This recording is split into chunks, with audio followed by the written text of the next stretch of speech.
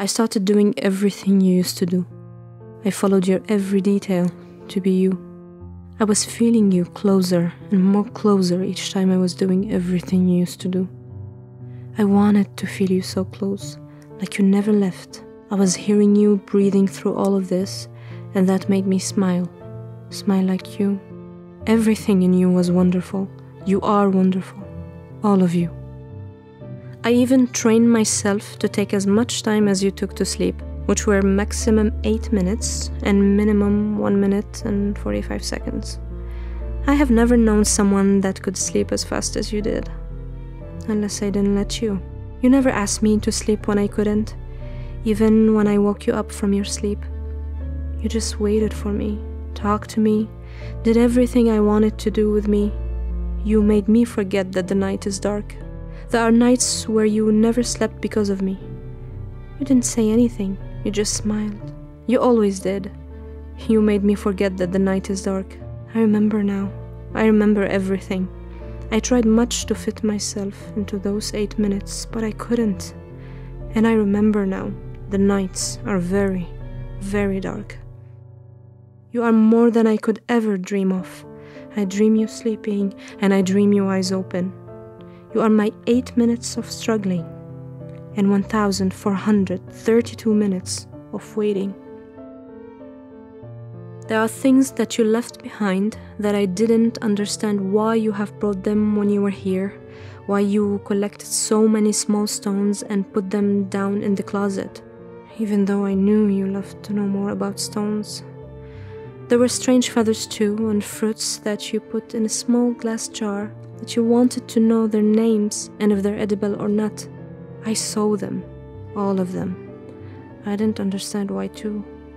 I saw things around the corners from you that I didn't understand why you made them or put them that way. But that all didn't matter, because I didn't want to understand. I just wanted to accept and see you through them. I kept everything as it was, without changing any bit of them. I didn't even try to remove the dust from them. I didn't want to wipe away your fingerprints, the picture of you moving them your way, and the air that is coming through the window that you always like to open and I didn't, moving the ends of your dress its way.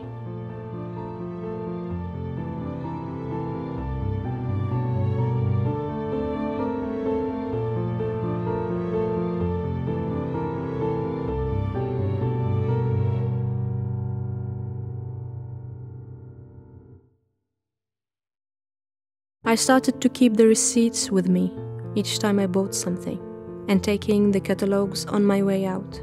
There are many now. I don't know what to do with them because you never mentioned it, but that didn't matter. I started checking the stove is switched off and windows are closed 3 times before leaving home, just as you did. I never liked planting, but I'm watering all the plants you left. I don't know why somehow I can feel them asking about you with every water droplet they take. If they were to choose, I know they choose you. You used to check on every single plant or tree you see on your way. I don't know if you would have still caught your flight if you did that the day you left. I wish you did. I started checking on every plant I see on my way too.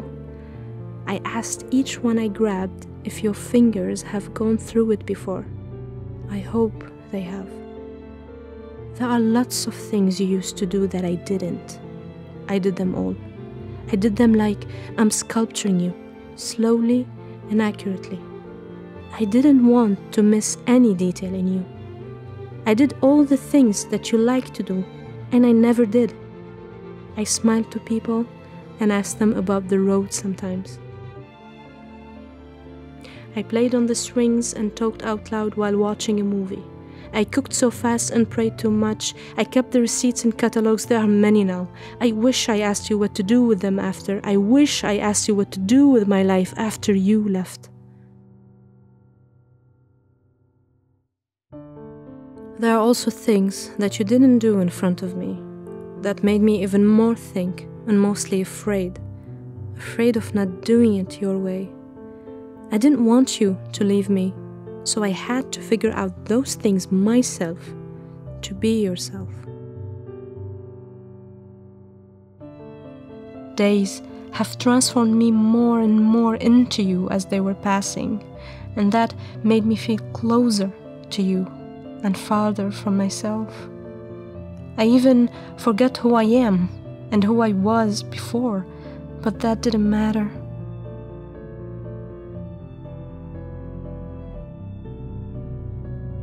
I thought of writing you how much I love you, but the paper seemed not enough. The whole sky wouldn't be. I thought of writing you a book and then reading it over and over again. Does reading over and over again count as many different books telling you how much I love you?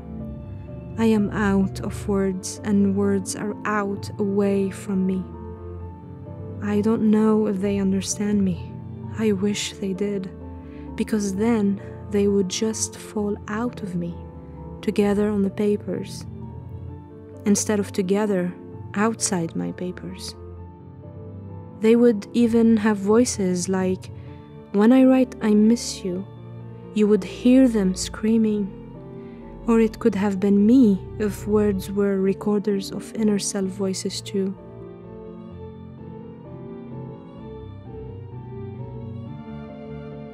You were the only one who accepted me the way I am.